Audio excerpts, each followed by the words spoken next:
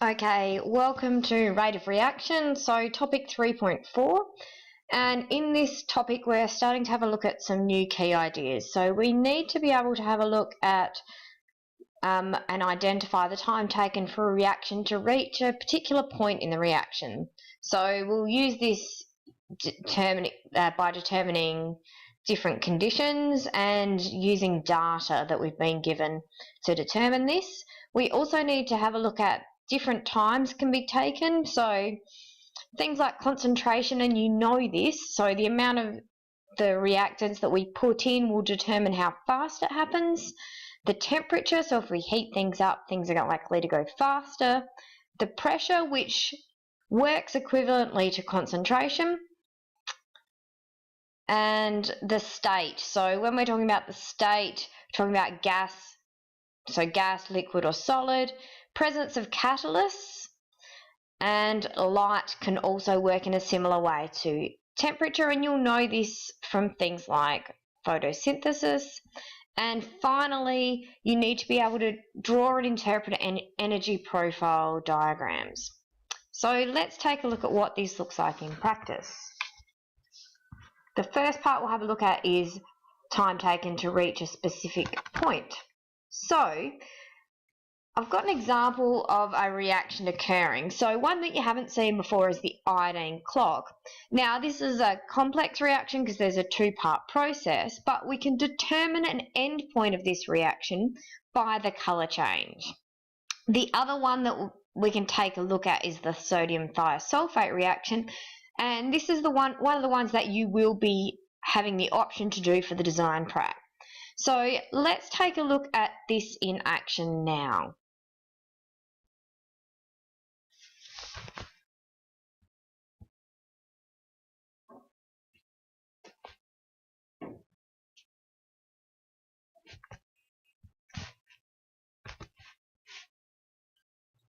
Okay, so what you should have seen there is a reaction of the colour change occurring. If we change the concentration, we can change the amount of time it takes for that reaction to occur according to the rate of reaction theory. So we will increase the number of collisions per unit time if we increase the concentration, therefore increasing the rate that reaction occurs at and decreasing the total time for the reaction to occur.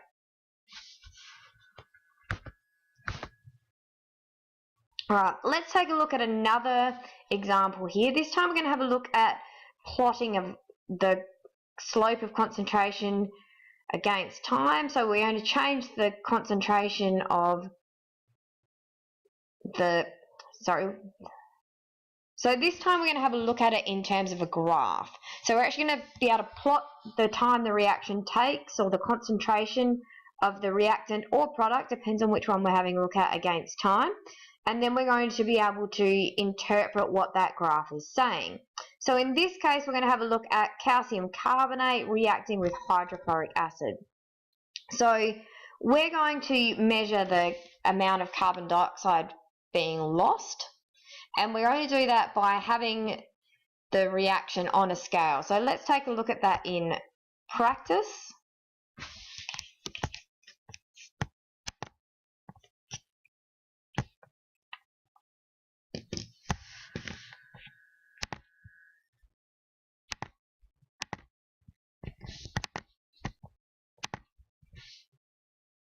So you can see here we've got calcium carbonate chips, so let's take a look at those.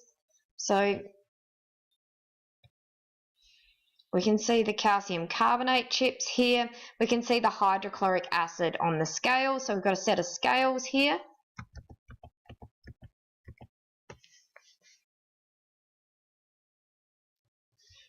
And what you can see is about to happen is we are about to get the hydrochloric acid being poured onto the calcium carbonate chips. So what we know is we've got the mass of all of those things on the scales, and what we're going to be able to see is how much carbon dioxide is lost. Therefore, we're going to be able to graph the loss of carbon dioxide over time. So we've got a stopper in there in the form of cotton wool just so that we know nothing else is getting added to that flask. So over time you can see the scales going down. So we can see that we are losing carbon dioxide, and we can also tell by the fizzing that we have a reaction taking place.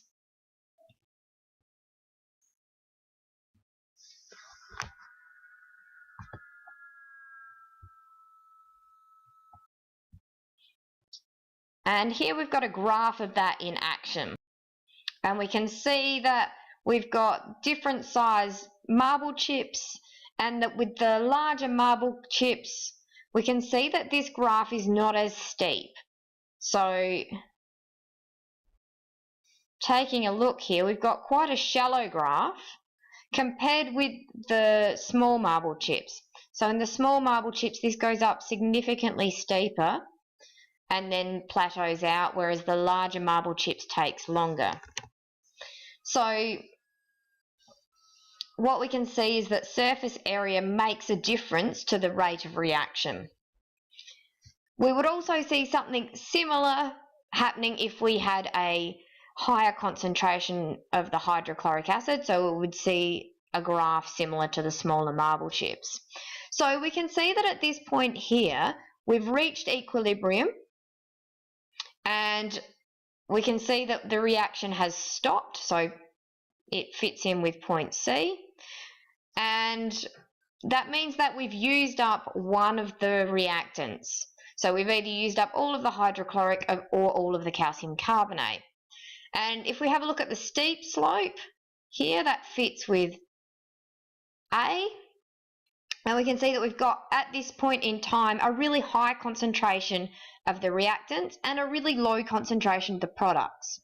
And point B on the graph, when it starts to get a bit shallower, we can see that there's a longer time interval, so the slope at any one point is less, and therefore we've got a higher concentration of the products and a lower concentration of the reactants. So at this point in time, we've got a really steep instantaneous slope. Therefore, we've got a high probability of successful collisions.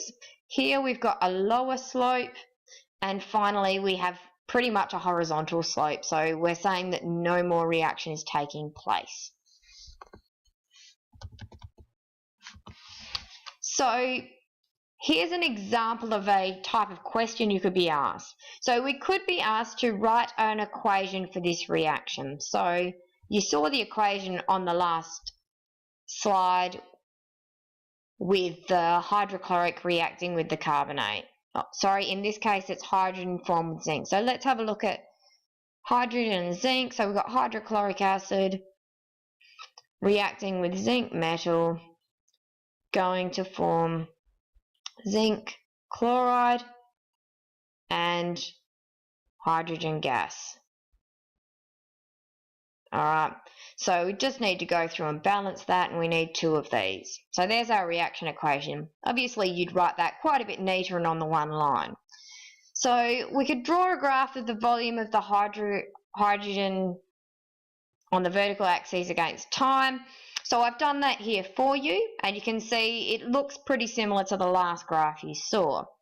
Now, if we were going to explain how this rate changes with time, we can see that it starts off at a fairly fast rate, slows down, and then at this point in time we would say that the reaction has stopped, which would answer our part D, and we'd probably say that it starts to become horizontal, which is when we'd say it stops at 400 seconds. I mean, maybe 375 is when it starts to plateau out. And if we have a look at the table, you might see that I haven't drawn this quite as accurately. We do get two lots of 80. So we get 80 at 350, and then it stays 80 at 400. So maybe we could even say at 350 it's when it stops. Alright, so finally, this triangle represents the instantaneous slope. So if you were asked to find the rate of reaction at time equals 150, this is the triangle that you would draw. So you're going to draw it so that it comes out until we get to the vertical lines that we can measure, because that's actually easier for us. But we're going to make sure that we draw a tangent line, which is this touching line to the graph, at the point of time that we want to determine. So that's the instantaneous rate at that particular point in time.